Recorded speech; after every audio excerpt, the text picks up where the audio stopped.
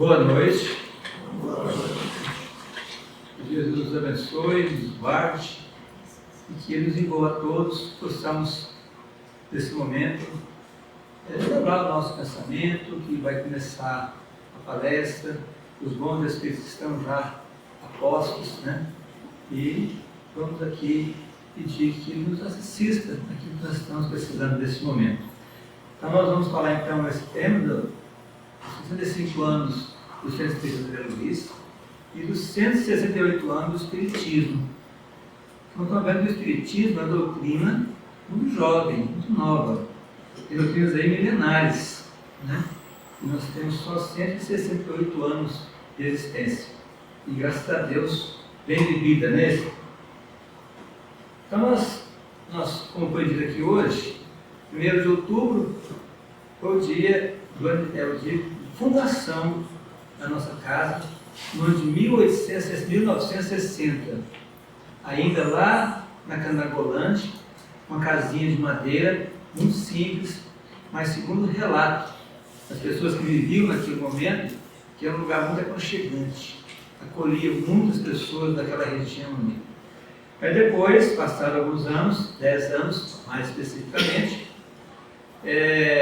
um grupo de trabalhadores, inclusive de São Antônio de Bela, conseguiram comprar esse lote no qual nós estamos aqui hoje. E aí, como tijolinho por tijolinho, nós chegamos onde nós temos aqui hoje. E a obra não terminou ainda.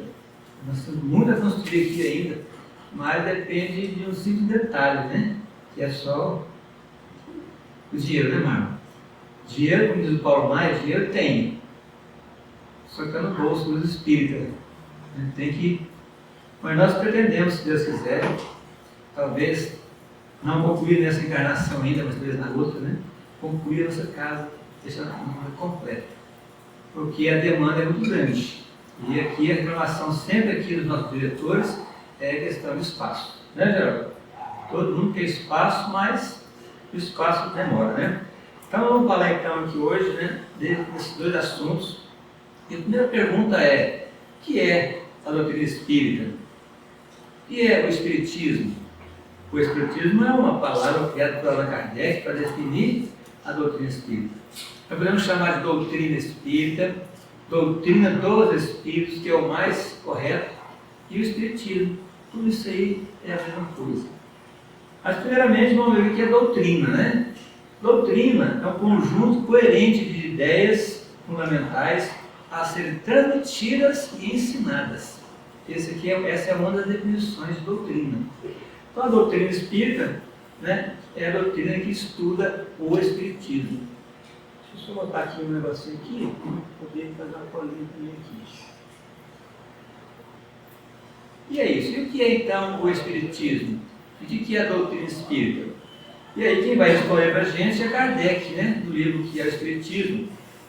O Espiritismo, ou a doutrina espírita, é o conjunto de princípios e leis revelados pelos espíritos superiores contidos nas obras de Allan Kardec.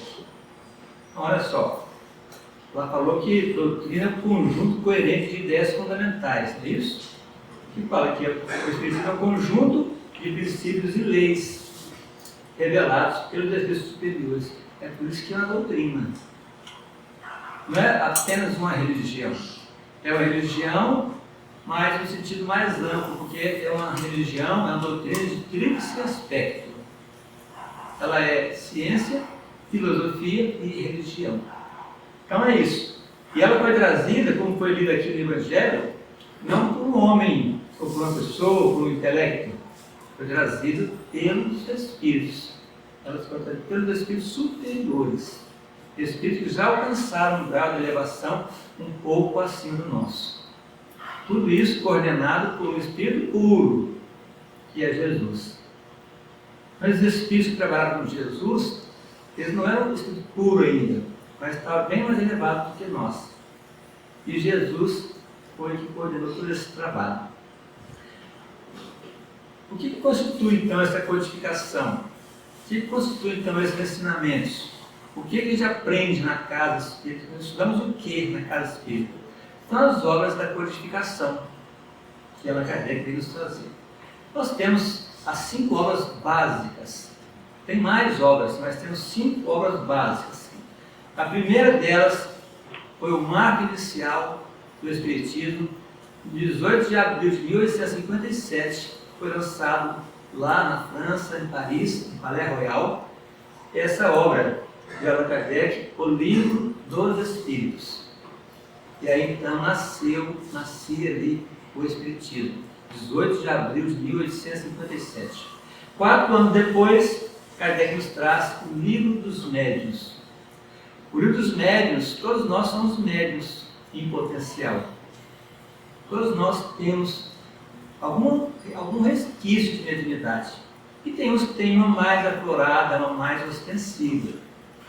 Então, só vai estudar o Livro dos Médiuns aqueles que têm uma mediunidade mais ostensiva? Não. Essa obra é para todos nós estudá-la, para conhecermos nós mesmos.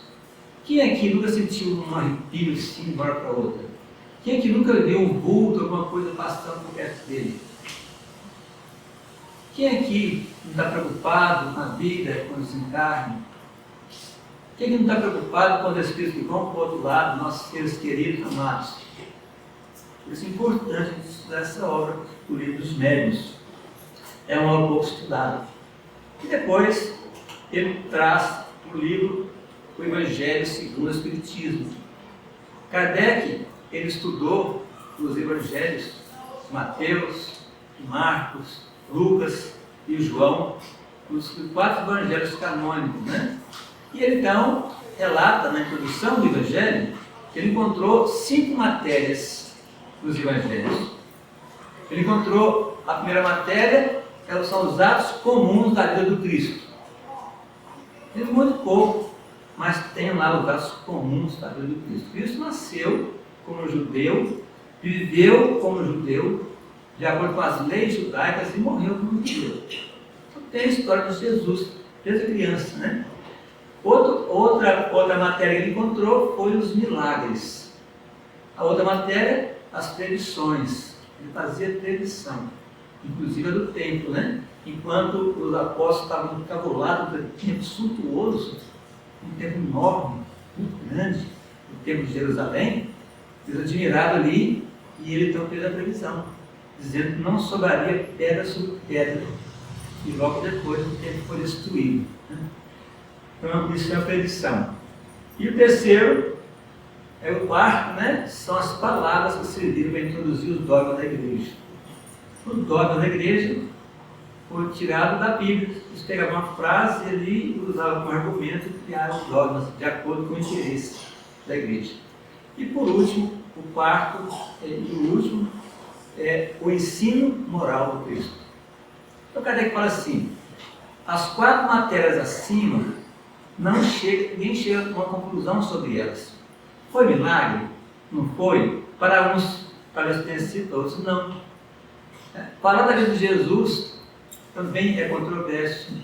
Enfim, ele fala que a última, que é o ensino moral do Cristo, essa se tornou inatacável. Não tem discussão. Todo mundo aceita, temos diversas religiões, os muçulmanos, os judeus, os católicos, todos admitem a moral de Jesus. É tanto que Mahatma Gandhi, e ele não é espírita, ele é hinduísta, e ele diz o seguinte, que se queimasse toda a literatura sagrada, mas preservasse o Sermão da Montanha, nada estaria perdido. Né? Então veja que ele, mesmo sendo hinduísta, muçulmano, né? Lá tem também o catolicismo lá na Índia, mas ele é hinduísta, e ele falou que se queimasse tudo, mas restasse somente o Sermão da Montanha, já era o suficiente para a humanidade avançar. E o quarto livro, a quarta obra, está completando esse ano 160 anos de existência, que é o livro Céu e o Inferno. E o último livro, né, da codificação é a Gênese. Então, a Gênese foi em 1868, e um ano depois o codificador termina a tarefa dele aqui na Terra e retorna ao mundo espiritual, ele desencarna. Tudo isso, todas essas obras aqui, são as obras básicas. E as demais obras, temos obras de Chico Xavier, obras de Valdo Franco, Raul Teixeira, Ivone Pereira, muitas obras, essas obras são chamadas de obras subsidiárias. São obras que não acrescentam, mas nos ajudam a compreender a matéria que estão aqui nessas 5 obras. Então, nós estudamos aqui na casa essas 5 obras, através do estudo sistematizado da doutrina espírita, através de obras específicas, né? Temos aqui o curso do Evangelho, que vai nos trazer conforto, consolo, que já dizia Jesus: conhecereis a verdade vos libertará. Mas qual que é a característica da doutrina espírita, né? Qual que é o caráter da revelação espírita? No livro Gênesis está a resposta. O que caracteriza a revelação espírita é o ser divino de sua origem, e de iniciativa dos espíritos, sendo a sua elaboração fruto do trabalho do homem. Então, essa primeira característica é a mais importante, né? Que ela ser de Deus, ela ser divina. Então, a revelação espírita ela é de Deus, ela é divina. Mas ele não é de iniciativa dos homens da terra, é de iniciativa dos espíritos, também incluído aqui hoje. Mas os espíritos não fazem o nosso trabalho, eles nos auxiliam, nos ajudam, nos dá força, mas nós temos que realizar a nossa tarefa aqui na terra. Então precisar da iniciativa do homem. E aí, da equipe de espíritos superiores, né, como nós vimos atrás, que ditou essa obra, chamada Equipe de Espíritos de Verdade, um deles reencarnou, que foi Kardec. Allan Kardec reencarnou para fazer a parte aqui do homem aqui na Terra, né? E é lógico que vieram outros, como Ernesto Gozano, Camilo Flammarion, Leon Denis e outros também que vieram também junto com ele. Então nós vemos aí, né, que durante os tempos, muitos reveladores vieram na Terra, muitos. Podemos lembrar aí de Kobi, Krishna, Buda e tantos outros que vieram, mas considera-se que as 3 revelações mais importantes, a primeira revelação, a lei de Moisés, que foi há mais ou menos 3.000 e poucos anos atrás, onde a humanidade era semi-selvagem, por isso que Moisés criou um Deus punitivo, um Deus enérgico, um Deus Senhor dos Exércitos. Então o Deus de Moisés não era para ser amado, era para ser temido, porque assim que Moisés conseguia, só assim ele conseguia conter o ímpeto daquelas pessoas, que eram nós mesmos, né? Naquela fase, que éramos totalmente desobedientes, totalmente violentos naquela época. Então Moisés veio com essa lição, né, de tentar disciplinar aquele povo. Mais tarde um pouco, em torno de 1.300 anos depois, vem a segunda revelação do Cristo, do Evangelho e o Novo Testamento. Moisés é chamado de Antigo Testamento, e Moisés e Jesus o Novo Testamento. Agora Jesus já nos traz um Deus amoroso, um Deus Pai. Ele chama Deus de Papai, não tem ideia. A palavra, eu falo Deus, eu falo Abba, e Abba quer dizer papai, papaizinho, uma coisa assim muito carinhosa. Isso gerou uma revolta muito grande dos judeus. Eles não queriam, não achavam que Deus era assim. Deus tinha que ser temido, mas ele veio trazer para nós um Deus amoroso, um Deus de bondade, um Deus soberanamente justo e bom. E depois então vem a terceira revelação, que essa é exclusividade nossa, né? Porque os católicos não aceitam ainda, os evangélicos, os judeus, né? Eles não aceitam ainda essa terceira revelação como sendo a doutrina espírita. Então, como diz aqui na lição, a primeira revelação ficou personificada no nome de Moisés, e a segunda no Cristo. Ficou personificado, então, né, sobre os homens de uma pessoa só, e num ponto específico do planeta. E diz Kardec no livro A Gênese que demoraria muito tempo para que esse ensinamento se espalhasse por toda a superfície. E sem a garantia de atingir totalmente. Já a doutrina espírita, trazida pelos espíritos superiores, essa foi trazida em vários pontos do planeta ao mesmo tempo. Não tem uma pessoa, o Kardec não é o fundador, não está personificado em Kardec. Kardec é apenas o codificador, o organizador, o coordenador desse trabalho. Então foi trazida pelos espíritos que gritaram, falaram alto. Olha, está na hora, está precisando. E o que eles utilizaram? Aqui nós vamos ver esse livro, a história do espiritualismo. Espiritualismo e espiritismo não tem diferença. Espiritualismo, desde o primórdio da humanidade, existe espiritualismo. O espiritismo é de Kardec para cá. Então o espiritualista, ele acredita na imortalidade da alma. Ele não acredita na reencarnação, por exemplo. Então o espiritismo, ele acredita também na imortalidade da alma, mas também acredita na reencarnação, na pluralidade dos mundos habitados, né? Enfim. Então esse livro aqui conta a história do espiritualismo. E ele fala então que houve, na verdade, uma verdadeira invasão organizada. Os espíritos invadiram a Terra organizadamente. Como foi isso?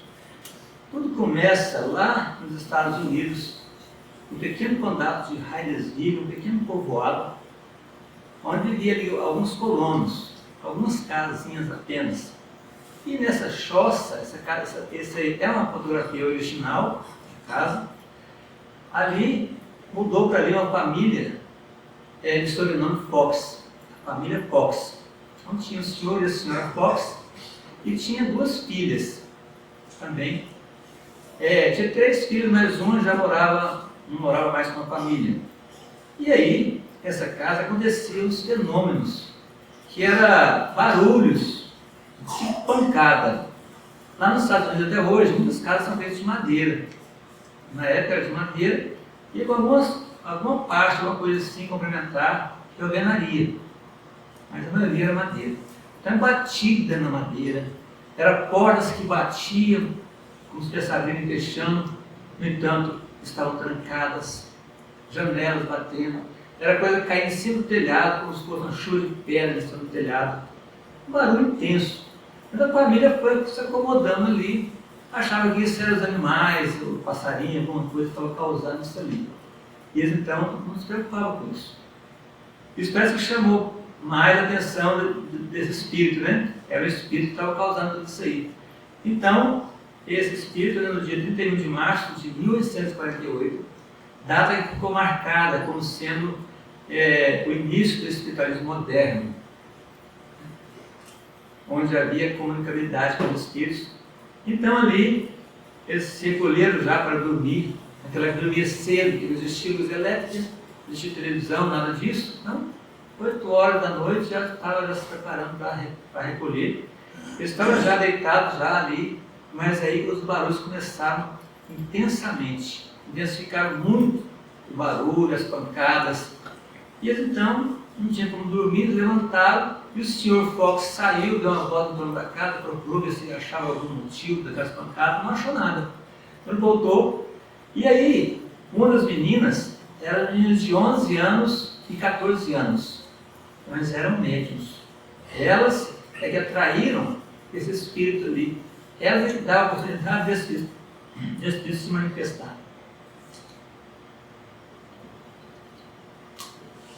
Aí era as 2 meninas, uma chamava Margaret, a outra Kate, 11 e 14 anos. Aqui ela já estava já mais à frente, né? Mas ali, nessa foto preta, a gente consegue enxergar elas novinha ainda.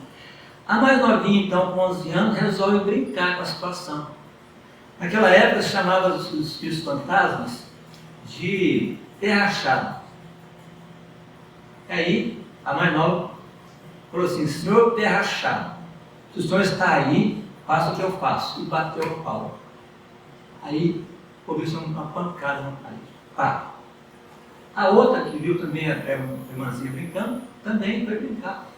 E falou a mesma coisa. Se eu estiver aí, faça o que eu faço. Bateu o pau 2 vezes. Aí, 2 batidas na parede. E isso iniciou um período de comunicação espiritual. Até então não existia essa comunicação no material para intercâmbio, né? Assim, dessa maneira, mediunicamente. Aí eles fizeram lá, criaram os códigos lá e começaram a conversar com o espírito. Perguntaram: o senhor está vivo ou está morto? Se fosse sim, não batida. Se fosse não, duas. E começaram a conversar tal, e descobriram que esse espírito era de um mascate, um castelo viajante, que viajava por ali vendendo seus produtos. Então ele chegou nessa casa com os moradores anteriores a eles. E aí o morador acabou assassinando ele para furtar ali a quantidade de $500 que ele carregava com ele. Ele não falou que ele foi morto ali, que o corpo dele estava ali entre uma parede de tijolo que tinha lá dentro. E eles foram investigar, né? Quebraram lá a parede e não encontraram. Mas estava um período ruim, o tempo estava ruim, chuvoso. 6 meses depois eles conseguem escavar e encontrar ali o esqueleto desse cachorro viajante que chama Charles Osman.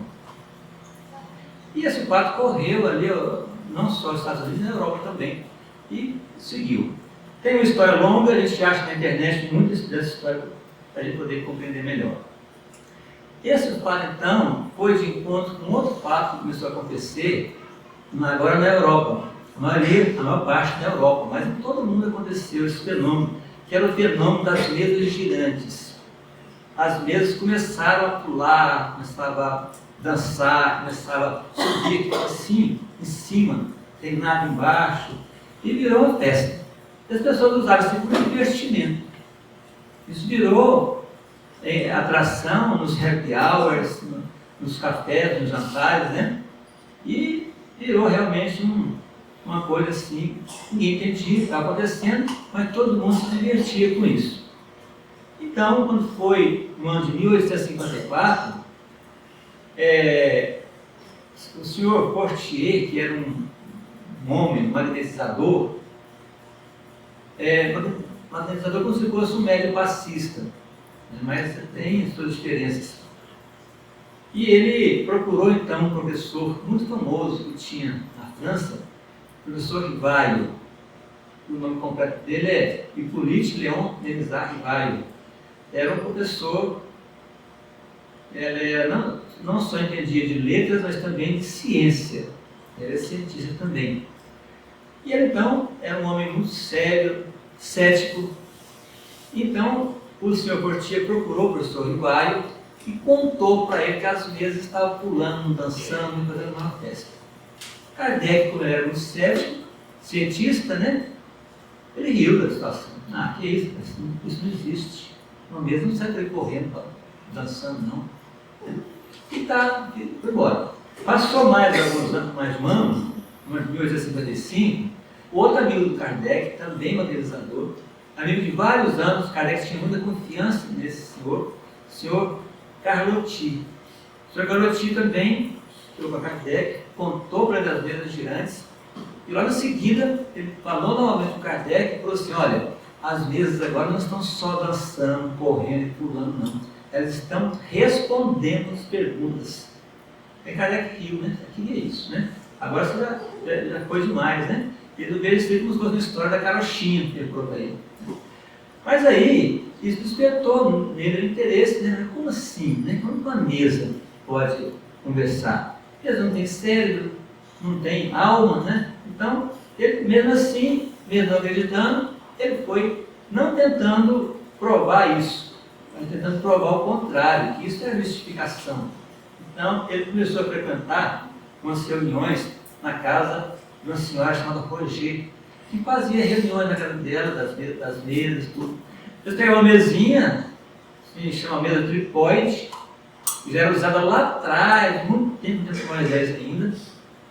E aí sentavam as pessoas em volta da mesinha, tinha 3 pezinhos a mesinha, igual esse negocinho aqui.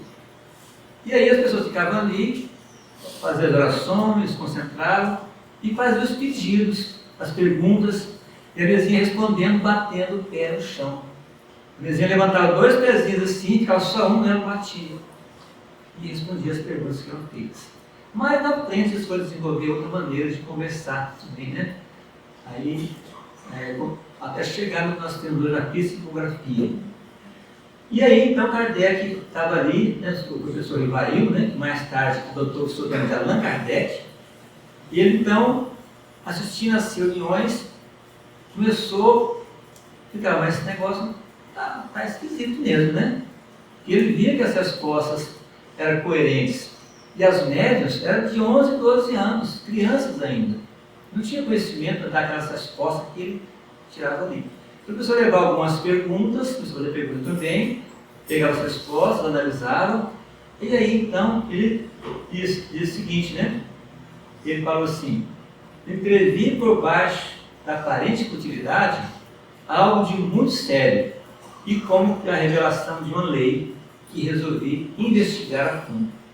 Ele viu que ele tinha alguma coisa por trás daquela mesa ali. Não era a mesa que falava, não era a mesa que respondia as perguntas, mas alguma coisa tinha por trás da mesa que estava respondendo as perguntas. E então foi pesquisar e foi então descobrir o que estava acontecendo. Então ele fazia as perguntas, levava as perguntas para a reunião, os espíritos respondiam, só que ele era cientista. Ele tinha que ser, tudo tinha que ser para ele preto e branco.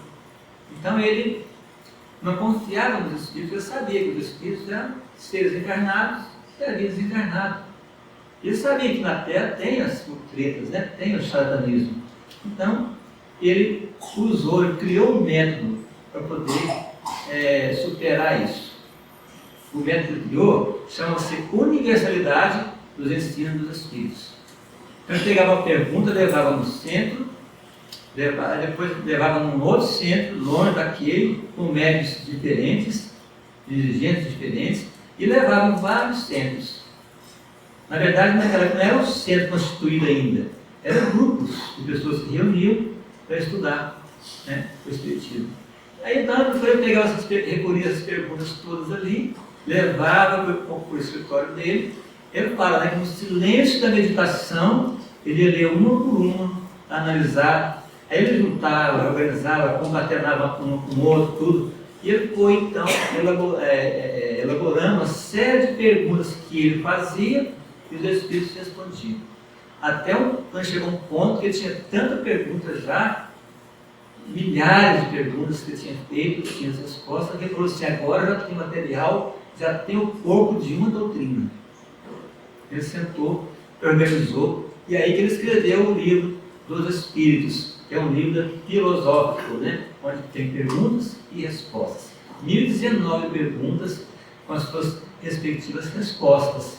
Mais outras perguntas que tem, eles têm A, B e C, então no total dá 1.300 e poucas perguntas e respostas na obra. Então surgiu aí, né, a doutrina espírita através dessa obra. Depois desmembrou essa obra em mais 4, nós já falamos atrás, né? Tem o livro dos Médiuns, o Evangelho, o livro Céu e Inferno e o livro A Gênese. Mas qual a finalidade do Espiritismo? O que o Espiritismo nos oferece? Muitas pessoas procuram a casa espírita querendo receber carta do além. Ah, minha mãe morreu, eu recebi uma carta, lá recebe carta. Eu falei, isso aqui já tinha um amigo, né? Era amigo do seu também, do Elisete. E ele vivia perguntando se aqui na Andaluz você recebia carta. Como assim? Ah, minha mãe morreu, eu queria saber, tá? Não. E de novo, sempre perguntava a mesma coisa. Aí você sabe onde quem recebe carta? Não sei. Aonde? Tem agora? Tem, ali na 7, tem. Na 7 tem. Tem centro na 7? Não, tem correio. Carta a gente recebe no correio. Porque a gente quer receber carta dos nossos entes queridos, ele não sabe qual a situação que ele está lá. Os espíritos estão lá no espiritual trabalhando, não estão ociosos. Então a gente tem que respeitar o momento dos nossos irmãos no espiritual. Então o Teixeira fala assim: eu tenho sei quantos anos de doutrina, nunca recebi uma carta da minha mãe. E nem estou preocupado com isso. Porque como que eu vou saber como minha mãe está hoje lá no mundo espiritual? Uai, como que ela era aqui? Ela era pessoa bacana, amorosa, carinhosa, uma boa mãe. Ela também está do mesmo jeito. A gente não transforma só porque vai para o outro lado da vida, não. A gente continua sendo a mesma pessoa. Então a doutrina espírita tem essa finalidade, não é essa. Né? Não é também que sai curando todo mundo, As curas que nós temos no nosso corpo físico, nós temos que ir no médico. Aqui é a cura da alma, é o aprendizado, é o conhecimento que vai fazer nós curar da nossa alma. Então é isso, não vamos procurar a doutrina espírita para evoluirmos. Nós estamos numa linha de evolução constante. Se você observar como nós éramos lá nas cavernas e como nós somos hoje, já houve um avanço enorme. Mas mesmo assim, segundo Emmanuel, nós estamos mais ainda próximos da animalidade do que da angelitude. Um dia todos nós seremos anjos, né? Então qual é a finalidade do espiritismo então? Se não é curar, se não é receber carta do além, o que é? Aí vamos encontrar a resposta nesse livro também de Kardec, que é o Espiritismo na sua expressão mais simples. Ele diz o seguinte, que o fim essencial do Espiritismo é tornar melhor os homens. Ponto final. Esse é o fim essencial do Espiritismo, tornar melhor os homens. Nosso mundo hoje tem muita gente boa, muita gente da caridade, né? Nós temos um exemplo aí fantástico do Chico Xavier, mas muitas pessoas hoje em dia estão fazendo bem, mas tem também muitos fazendo mal. Eu perguntaria, tem mais gente fazendo bem ou mais gente fazendo mal? Com certeza, muito mais gente fazendo bem. Mas por que então o mal aparece tanto? Por que parece tudo virado de ponta cabeça? É por causa da informação que é muito rápida hoje.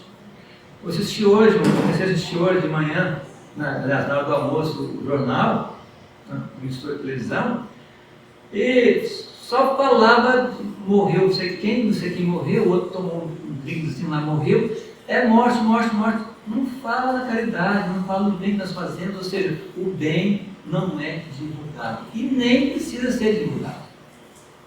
O mal não, o mal faz alarde, né? Mas por isso a gente pensa que o mundo está ruim, mas não, estamos bem melhores, né, do que há tempos atrás. Então, aqui continua Kardec dizendo assim, nele não se procure senão o que possa concorrer para o seu progresso moral e intelectual. Esse é o nosso objetivo aqui, né? E qual foi o primeiro centro espírita do mundo? Porque, na verdade, existiam muitos grupos espíritas, mas não existia nenhum centro que tinha o seu estatuto, seus regimentos, né? Não tinha nenhum centro ainda legalizado. Então, o primeiro centro espírita do mundo foi criado por Kardec, Allan Kardec, a Sociedade Parisiense de Estudos Espíritas, que foi criada em Paris, na França.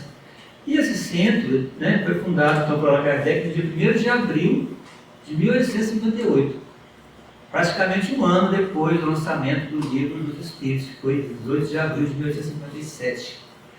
Esse centro tinha uma função, uma finalidade, que é desenvolver o raciocínio espírita. Kardec fazia muita pesquisa, fazia muitos experimentos ali. E o laboratório dos espíritos não é trabalhar com as substâncias que nós trabalhamos, não. O laboratório é trabalhar com os nossos irmãos encarnados, né, e desencarnados. E o primeiro centro espírita do Brasil? O primeiro centro do Brasil foi na Bahia, né, 17 de setembro de 1865, portanto, 8 anos depois do Espiritismo aparecer no mundo, foi criado já no Brasil o primeiro centro espírita do Brasil.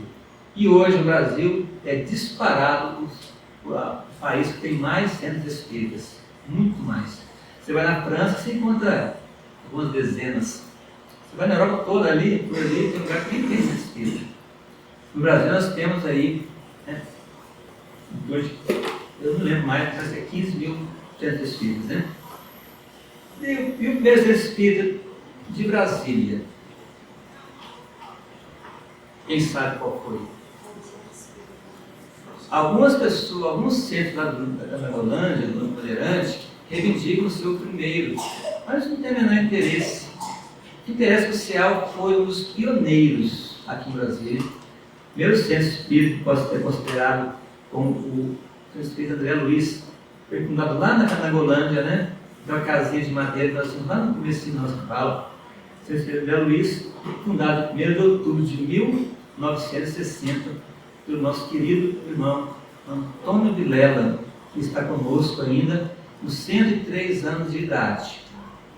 E está meio fraquinho fisicamente, mas a cabeça dele está ainda totalmente lúcida, né? Então, o Sr. Vilela, ele foi entrevistado pela revista Reformador.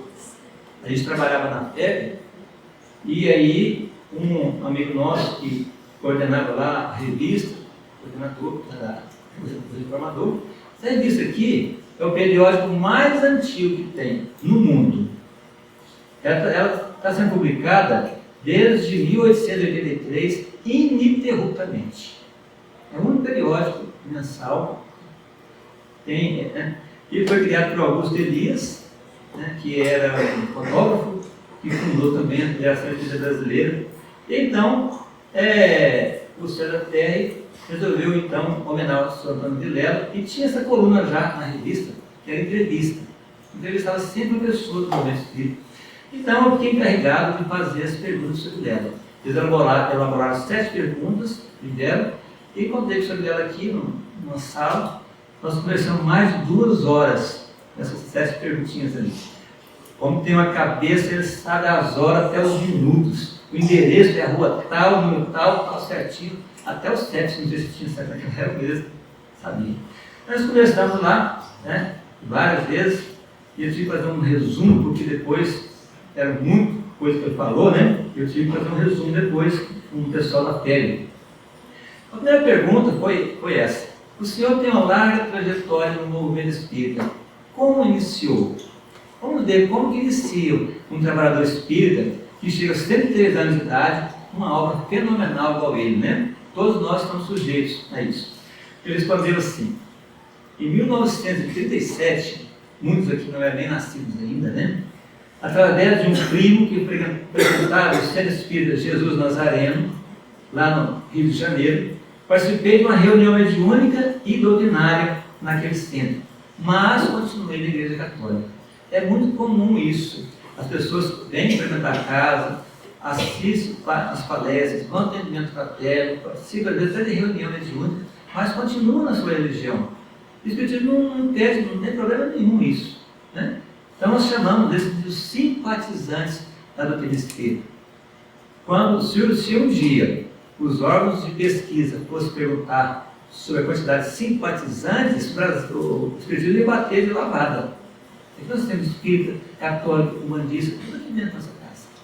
Mas quando faz a pergunta, eles falam: eu sou católico, apostólico, romano. Parece que já está enraizado. Então ele continua dizendo, que ele participou então, de algumas cenas mediúnicas, alguns trabalhos, mas continua ainda na Igreja Católica, escola pertencida. Depois ele fala que após a minha viuvez, ele ficou viúvo com 2 anos de casado. 2 anos quando ele faleceu. Aí, passando pela Central do Brasil, vi o jornal O Mundo Espírita. Pelo momento que estava vivendo e pelo título, o jornal me chamou a atenção. Emmanuel tem uma frase no livro, cadê o dirigente? Uma frase que diz o seguinte: que o Espiritismo solicita uma espécie permanente de caridade da sua própria divulgação. Sobre ela veio, se tornou espírito por causa de uma frase que ele deu no jornal estampado numa banca de revista. Está falando aqui, No jornal vi o endereço de um centro no bairro onde eu morava, Marechal Hermes, com o nome de Grupo Espírita Gabriel de Madalena. Então aí ele começou a frequentar essa casa. Em relação a gente ver as coisas, porque tem muitas pessoas que falam mal do espiritismo, criticam o espiritismo, alguns até irmãos mesmo, dirigentes, líderes de religiões, falam mal do espiritismo, assim, Por quê? Porque o espiritismo é uma força muito grande. Eu e a Rita, nós dávamos aula aqui no ESO, na fase 3 do ESO, e aí tinha no encerramento da fase 3, marcando um encerramento, a gente estava ali conversando ali, todo mundo, cada um falava alguma coisa, já no último dia, e uma colega nossa, ela era advogada, e ela deu um depoimento. Olha, eu passava aqui, eu morava aqui embaixo, eu passava aqui, passava do outro lado da rua, e passava assim, puxando para lá com medo de ser sugado para vir para cá. Porque o que eu ouvia na igreja que eu ia, é que não passasse na frente do André Luiz. E ela tem um ímã enorme que vai sugar você lá para dentro.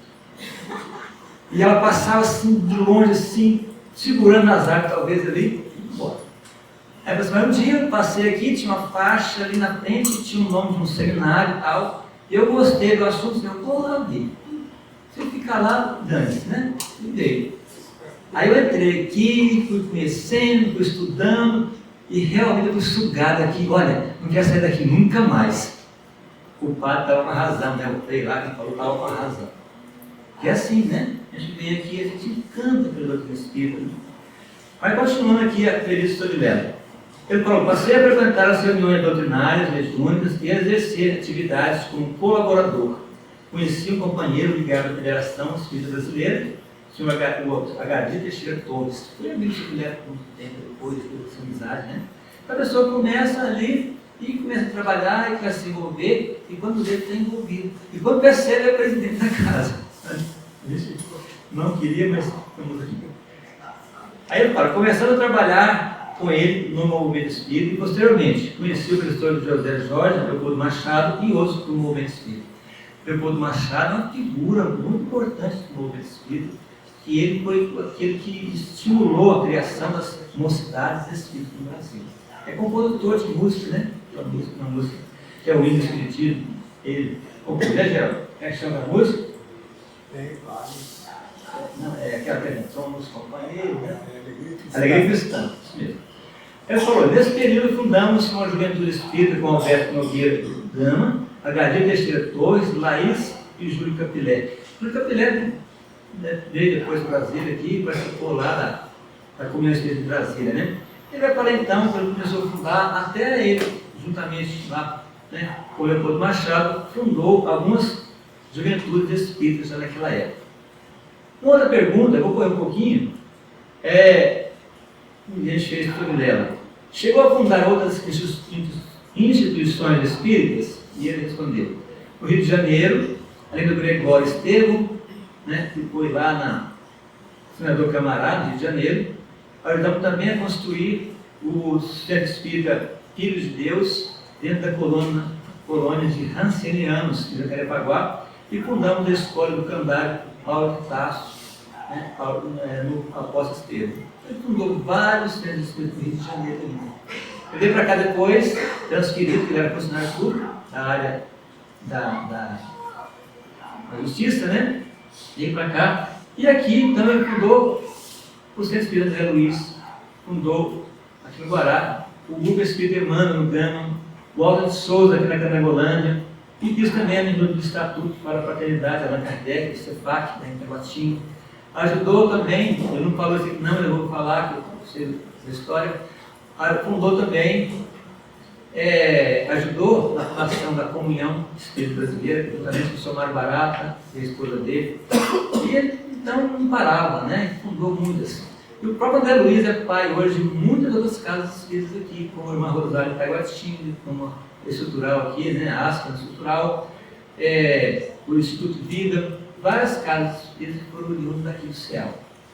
Mas, então, sobre ela, você vê o trabalho dele não foi pouco, né? O que eu falo assim, o que eu fiz, né, na minha vida em relação sobre ela já fez? Nem por cento. E Emmanuel, então, né, ele vai trazer para nós uma definição de ser espírita. Ele fala que o centro espírita é um templo de trabalho educativo e de solidariedade humana. Então, é um trabalho de educar, como nós vemos na área da discussão espírita, de educar o espírito, para fazer nós chegarmos um dia a alcançarmos, né, o nosso modelo de guia, que é Jesus. E qual o salário aqui? Quanto a gente ganha? O presidente ganha quanto? Os diretores, os palestras, quanto a gente ganha? Aqui nós vamos usar, então, né, o de Jesus. Dá de graça, que de graça recebesses. Quem ganha salário aqui são só os nossos funcionários que nos vigiam. Quando nós vamos para casa dormir, se vigiar na casa da gente, eles são obrigados a ser salariados pela lei. As pessoas fazem a limpeza na casa. São 3.500 metros de área construída aqui. E 5 pessoas para limpar tudo isso, pegar limpinho para a gente passar. E tem as pessoas que trabalham na livraria também, que tem que ser cargos remunerados, contadores, etc. Demais, todos nós somos trabalhadores voluntários. E qual que é a nossa bandeira? Existe a bandeira, Deus, Cristo e Caridade, na igreja, a bandeira de Ismael.